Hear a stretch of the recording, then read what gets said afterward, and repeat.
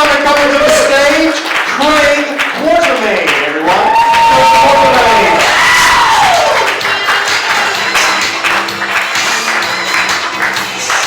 Thank you very much. It's fantastic to be back in Freo. Yes, my name's Craig. I'm into my second year of comedy. Things have been going great. It's kind of cool to be back here because I've got fond memories of this pub. I'm actually doing the first thing that I learned from stand-up. Can you see this mic technique I'm doing? I've got it pressed against my chin. Brilliant mic technique. You can hear me all clearly at the back there, yeah? What? Yeah. Brilliant mic technique. Downside is herpes. Just told you everything you need to know about every act tonight, by the way. But things have been going great. I just started doing my first regional tour. You know, going out to country towns and stuff like that. It's been awkward because I get nervous anytime I go further south than Bunbury. It's a little bit rednecky for me, if you know what I mean. But I did a gig in Pemberton. Has anybody heard of that place? Yeah, Pemberton? The thing is, you should never judge a place until you go there.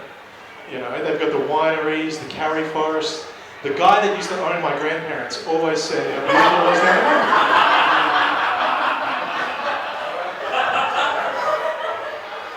Fun with you guys. So yeah, give everything a chance. I mean, heading down there, it's wine tasting country, it's all this pretentious shit. There's usually, you go in to taste wine at the big wineries, there's usually some failed actress behind the fucking counter telling you about the tannins and the fruit. This one's got a touch of oak about it. When was the last time you ever drank or ate something and you went, you know what this needs? Wood. Absolute load of shit. But, you know, I struggled through it, and I wasn't enjoying myself. But then I met Dave. Dave was the dude. He looked like the gardener, but he owned the winery. It was awesome. He was rocking up in boots, stubby shorts. Did not give a fuck. Just walks up to the counter while we're all tasting. He just pops the bottle on the counter and just goes, "You cunts gonna love this." I bought a case. I was fucking sold, man. It was but great fun, great fun. To head down south from where I live, I had to drive past a place called the Red Cliff Tavern. Has anybody heard of this place?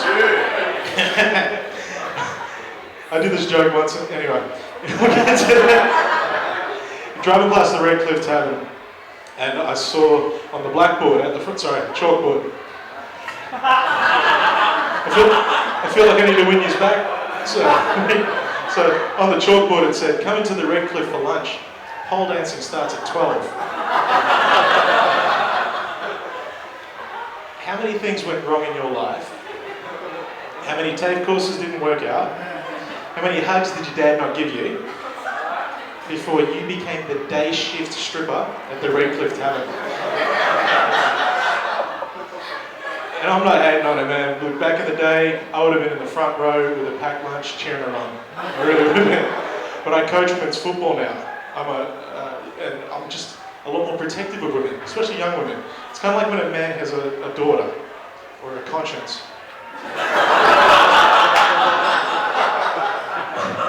Whatever comes first, I guess. And there is some shit you're just not prepared for as a straight male coaching women's football. Like at the start of the season, my ruckman from last year, the biggest, strongest, fastest player on my team, decided that she was going to become a man and a sex coach. More power to her. That's not the joke, motherfucker. More power to her, absolutely. But I learned a lot about myself when she told me that. I learned how competitive I was. Because I had two questions. The first one was, does this mean you can't play next year? And the second one was, do you get to decide how big it is? She said, yep. I was stoked for her. Because you think about it, even us guys with big ones, we would all, if we had the choice, we would all pick the upgrade, especially big fella here. We would. I would give up leg meat for a bigger dick. I really would. Yeah, seriously, I can reach everything. I don't need to get on my tippy toes. Take my calves, let's get this underway. Hence why it's really hard to relate to my players. I'm 34, I'm not that old. There is this one weird habit I've developed since I turned 30. I get on the scales in the morning and I weigh myself before and after I take a shit. just to get a sense of achievement first thing in the morning. And also, like, just trying to relate to these elite athletes. They're 18 to 20 years old, and you've got to look at it from my perspective, you know. Think about the people who were on TV when I was growing up. We got Rolf Harris, you got Bill Cosby, you got Mr. Kelly from Hey Dad. Essentially, the only person from my childhood who hasn't molested anyone is Optimus Prime. And I'm really cynical though. I watch a lot of news, I'm really cynical, and I am paranoid. I'm waiting for the news to come through that my universe is going to be shattered, that my childhood heroes are going to be up to something terrible. I'm worried I'm going to wake up tomorrow and find out that He-Man was on steroids. or Captain Planet owned shares in BHP. Or that Minnie Mouse was the victim of domestic violence. That's why Mickey always wore gloves.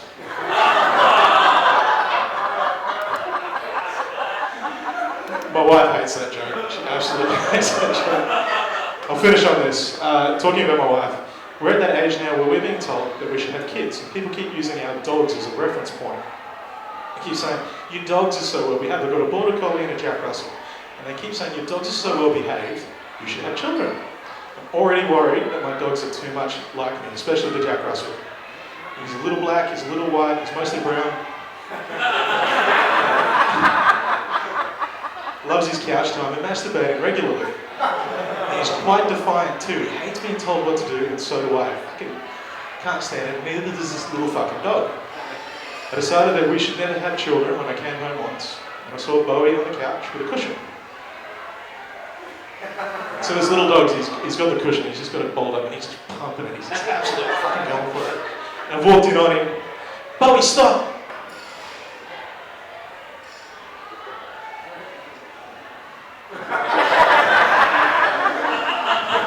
Could you imagine if I had a kid?